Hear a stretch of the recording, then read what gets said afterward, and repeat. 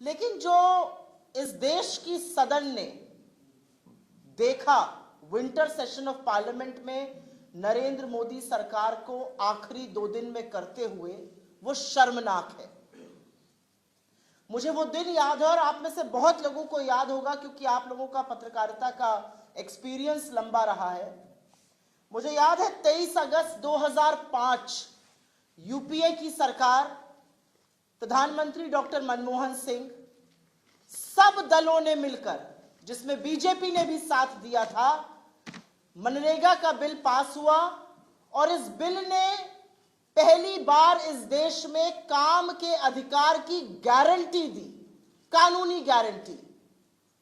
यह दुनिया में सबसे बड़ी स्कीम थी जहां पर सरकार काम की गारंटी दे रही थी और बड़े बड़े स्लोगन्स इसमें थे, हर हाथ को काम दो, काम का पूरा दाम दो।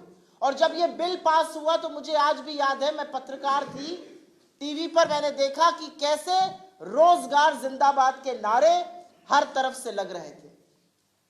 उस दिन 23 अगस्त 2005 को इस देश के संसद ने इस देश के लोगों के लिए इतना बड़ा अधिकार दिया और उसकी कानूनी गारंटी दी। Mahatma Gandhi national rural employment guarantee act, MNREGA. इस स्कीम ने क्या किया? इसने गांव, देहात, ग्रामीण भारत की तस्वीर बदल दी। लेबर को पहली बार बार्गेनिंग पावर मिला। जो 40-50 रुपए में मजदूरी करने को मजबूर होते थे, मनरेगा ने एक सीलिंग लगाई कि इससे कम पर अब मजदूरी नहीं हो सकती है। लेबर को बार्गेनिंग पावर मिली, उसको सम्मान मिला, ग्रामीण भारत की तस्वीर बदली।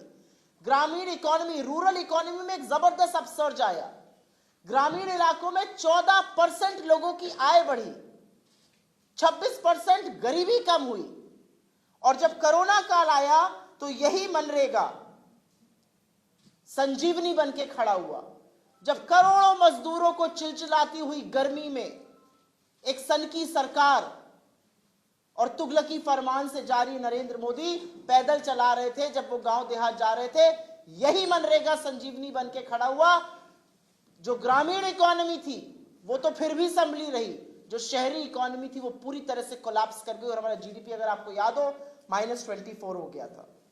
और मनरेगा की सबसे कमाल की बात है कि 50% काम मनरेगा में औसतन हर राज्य में महिलाओं को मिला।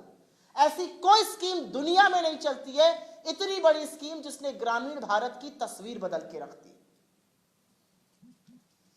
प्रधानमंत्री मोदी, जैसा कि अध्यक्ष जी ने बताया, कहते थे ये कांग्रेस की विफलताओं का पुलिंदा है। यह अलग बात है कि जब जब इस देश पर विपत्ति आई, मनरेगा चट्टान बन के खड़ा रहा। और मोदी जी ने भी इसमें पैसा डाला, डालने को मजबूर हुए, ना डालते तो रूरल इकोनॉमी बैठ जाती। लेकिन ये सब करने के बावजूद अब उन्होंने जो पाप किया है वो सोच से परे है। Mahatma Gandhi national rural employment guarantee act को बदलकर विकसित भारत गारंटी रोजगार आजीविका मिशन ग्रामीण रख दिया है। क्या करना चाह रहे हैं ये? आपको क्या लगता है ये सिर्फ महात्मा गांधी का नाम हटाने तक सीमित है? बिल्कुल नहीं। ये स्कीम मनरेगा में जो कानून की गारंटी है, जो कॉन्स्टिट्यूशनल लीगल गारंटी है, उसको खत्म कर रही है। यह नया बिल विपक्ष से कोई चर्चा नहीं की गई, उसके बावजूद लाया गया। सिविल सोसाइटी से कोई चर्चा नहीं की गई, उसके बावजूद लाया गया। इस नए बिल में स्टेक होल्डर, जो प्रभावित लोग हैं, जो भूमिहीन किसान हैं, जो मजदूर हैं, जो श्रमिक हैं, उनके साथ कोई चर्चा नहीं की गई। वैसे ही लाया गया जैसे 3 काले कानून लाए गए थे, बिना किसी से चर्चा किए, सनक के चलते। और वही सनक है जिसने 20 साल बाद एक इतना बढ़िया कानून जो इस देश को सशक्त बनाता है, उसको बदलने की कवायद की जा रही है। यह अलग बात है कि महात्मा गांधी से संघ का पुराना बैर है। इन्हीं की विचारधारा से प्रेरित होकर गोडसे ने गांधी को 3 गोलियों से मार डाला था। चौथी इन्होंने चलाई है महात्मा गांधी की वैचारिक सोच को खत्म करने की, इतनी बड़ी स्कीम से उनका नाम हटाने की।